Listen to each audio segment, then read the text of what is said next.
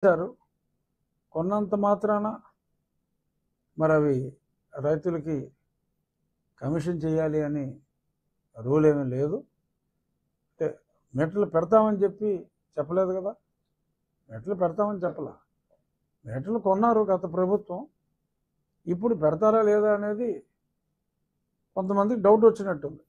నిన్న విలేకరులు అడిగిన ప్రశ్నకి ఆయన పెట్టము అని కానీ పెడతాము అని కానీ చెప్పలేదు కాబట్టి అనుమానం రావడం సహజం. నువ్వు అడగటం కూడా ఎస్, నథింగ్ రాంగ్.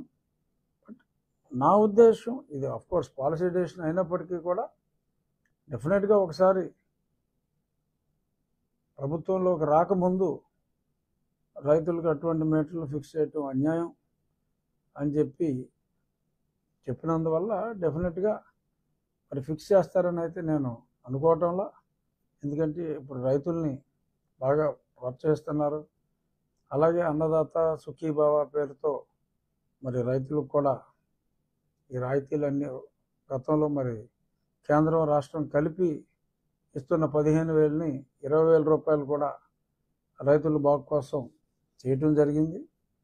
సో కాబట్టి ఒకవేళ ఆ మీటర్లో ఎక్కువ ఖరీదుకి మరి గత ప్రభుత్వం కొని ఉంటే మరి ఇప్పుడు ఆ మీటర్లు ఎక్కడో దగ్గర దేశంలో వేరే చోట్ల ఎవరైనా, అందుకే అప్పుడు జగన్మోహన్ రెడ్డి గారు ఇది సెంట్రల్ పాలసీ అని ఏదో ఆ టైపులో ఏదో చెప్పాడు ఆయన.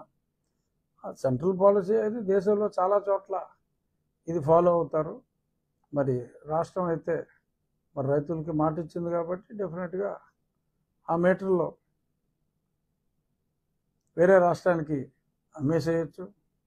లేదు ఒకవేళ ఆ మీటర్లో డిఫెక్ట్ ఉంటే మరి వాళ్ళకే తిరిగి ఇచ్చేయచ్చు.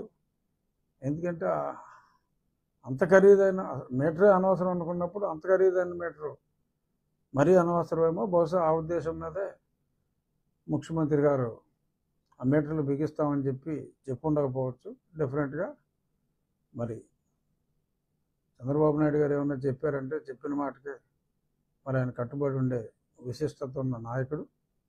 మరి క్లియర్గా ఆ మీటర్లు పెట్టరు అని అన్నారంటే డెఫినెట్గా నేనైతే ఆ మీటర్లో పెట్టి రైతుల మనసుని బాధ పెడతారని అయితే నేను ఆ ప్రసక్తి రాదని నేను అనుకుంటున్నాను. ఇక గంజాయి ఆంధ్రప్రదేశ్ అని మనం పేరు పెట్టాం. దేశంలో ఎక్కడికి వెళ్ళినా సరే ఆంధ్ర నుంచే వెళ్ళేది గతంలో.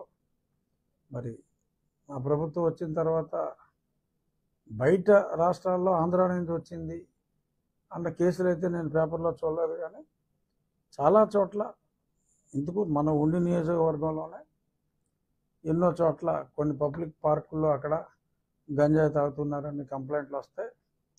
తాగి పబ్లిక్ న్యూసెన్స్ చేస్తున్నారని వస్తే నేను మన 4 మండలాల్లో ఉన్న 4 ఎస్ఐలకి సర్కిల్ ఇన్స్పెక్టర్ కూడా చెప్పడం జరిగింది. మీరు నైట్ టైం ఈ ఆగతాయిలు ఎవరైనా ఉన్నా పార్కులు పబ్లిక్ ప్లేసుల్లో ఎవరైనా ఉన్నా మీరు ఇమీడియట్గా పట్టుకోవాలని చెప్పడం జరిగింది. మరి వీళ్ళు తిరుగుతున్నందువల్ల దొరకలేదా మరి తెలియదు. కానీ పట్టుకున్న దాఖలాలు అయితే లేవు. కానీ చాలా కళాశాలల దగ్గరే కాదు, ఇప్పుడు అక్కడ ట్రిపుల్ ఐటీలో దొరికిందంటే గ్యారంటీగా మరి లేకపోతే అంత కూడా ఎందుకు చేస్తారు కాదు. అది ట్రిపుల్ ఐటీ పులివెందులే కాదు, ఆ ట్రిపుల్ ఐటీయే కాదు, చాలా కాలేజీల్లో కూడా ఈవెన్ మరీ ఎలిమెంటరీ స్కూల్ కాదు కానీ హై స్కూల్స్ దగ్గర కూడా మరి విరివిగా గంజాయి దొరుకుతుందన్నారు. మరి ఇంత విచ్చలవిడిగా దొరుకుతుంది అంటే మరి పోలీసు అప్రమత్తత చాలా అవసరం.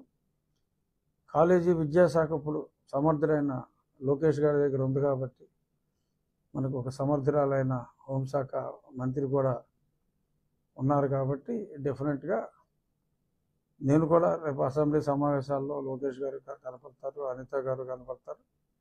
వాళ్ళకి దీన్ని ఒక లెటర్ కూడా నా వంతు లెటర్ కూడా నేను రాస్తా. ఈ గంజాయి అనేదాన్ని ఎట్టి పరిస్థితుల్లోనూ అరికట్టాలి. చాలా చోట్ల టూత్ బ్రష్లు టూత్ పేస్ట్లు దొరికినట్టు గంజాయి దొరుకుతుంది అనేది గతంలో మేము మాట్లాడాం. ఓవర్ నైటు అదేమి తగ్గేది కాదు అన్లెస్ ఉక్కు పాదం మోపితే తప్ప. డెఫినెట్గా ఎక్కువగా పాడైపోయేది విద్యార్థులు కాబట్టి విద్యాశాఖ మంత్రి గారు, హోంశాఖ మంత్రిని ఇద్దరూ కూడా డెఫినెట్గా చర్యలు తీసుకుంటారు. ఆ చర్యలు తీసుకునే విధంగా ఎమ్మెల్యే అయినా కూడా నా వంతు కృషిగా నేను కూడా ఇద్దరికీ కూడా ఒక లేఖ ద్వారా తెలియజేస్తాను. డెఫినెట్గా ఒక ఓవర్ నైట్ అందరూ దొరికారు. రాబోయే 3 నెలల్లో గంజాయి ఆంధ్రప్రదేశ్ గంజాయే లేని ఆంధ్రప్రదేశ్గా మారుతుంది అంటంలో ఎటువంటి సందేహం లేదు.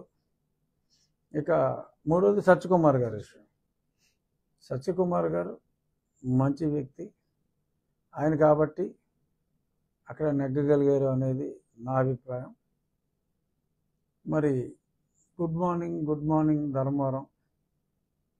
యాక్చువల్గా ఆ గుడ్ మార్నింగ్ వల్లనే మరి ఆయన ఓడిపోయాడేమో అని కూడా నా భావన. ఎందుకంటే చాలామంది చెప్పేది ఆ ఉదయం తిరిగేటప్పుడు ఆయనకి ఏదన్నా మంచిది కనపడితే మరి ఆ తర్వాత ఏదో కబ్జాకు అయిందన్నట్టుగా సత్యకుమార్ గారు ఆయన ఇచ్చిన వివరణలో ఉంది. మరి అయినా కేటీఆర్ గారు మరి అక్కడ దారుణ పరాభవం తర్వాత ఇంట్రాస్పెక్షన్ ఆయన ఎలా ఓడిపోయాడో ఆయన చూసుకోవాలి. మరి జగన్మోహన్ రెడ్డి గారు ఎందుకు ఓడిపోయారో మరి కేటీఆర్ గారికి అర్థం కాకపోయినా ఓడించిన మా అందరికీ కూడా ఆయన ఎందుకు ఓడిపోయారో స్పష్టంగా తెలుసు. ఈవెన్ నన్ను హింసించినప్పుడు కూడా మరి పెద్ద ఆయనకి తెలియకుండా మరి నన్ను అక్కడి నుంచి పోలీసులు మరి రావణాసురుడు వెళ్ళి అరణ్యంలో సీతనెత్తుకొచ్చినట్టు నన్ను ఒక 10 మంది రావణాసురులు వచ్చి నన్ను ఎత్తుకుపోయారు. మరి దానికి మరి ఈయన సహకారం కూడా అప్పుడు చాలా ఎక్కువగా ఉందని చెప్పి అది బహిరంగ రహస్యమే. సరే, మీ స్నేహాలు జగన్మోహన్ రెడ్డి గారికి మీకు స్నేహాలు ఉంటే ఉండొచ్చు, కానీ ఆయన ఎలా ఓడిపోయాడు అని చెప్పి ఒక పక్క ఆయనే అర్థం కాక కొట్టుమిట్టాడుతూ ఉంటే నాకు అర్థం కావట్లేదని చెప్పి మరి మీరు కూడా అదే అవస్థలో ఉన్న మీరు ఈయన గురించి అవస్థపడటం డెఫినెట్గా మీరైతే మిత్రధర్మం పాటించారు, కానీ మీరు ఓడిపోయినప్పుడు ఇంత మంచి చేసిన మీరు ఎందుకు ఓడిపోయారు అని చెప్పి మా ముఖ్యమంత్రి గారు మీ గురించి బాధపడకపోవటం, అప్పటి ముఖ్యమంత్రి గారు బాధపడకపోవటం మరి గమనించాల్సిన అంశం. మీరు పట్టించుకున్నంత బాగా మిమ్మల్ని జగన్మోహన్ రెడ్డి పట్టించుకోకపోవటం దురదృష్టం. ఏవైనా జగన్మోహన్ రెడ్డి విషయంలో మీ స్నేహాన్ని మెచ్చుకుంటూ, బట్ మంచి మాట్లాడే, పేరులో సత్యం ఉన్నట్టు ఎప్పుడూ సత్యం మాట్లాడే